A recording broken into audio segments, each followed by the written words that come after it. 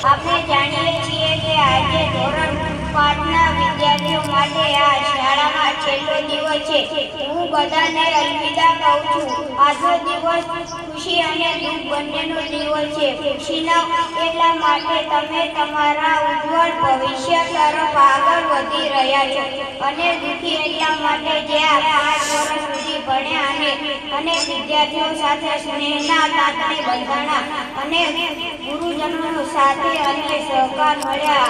આ બધું છોડીને જવાનો સમય આવી ગયો છે।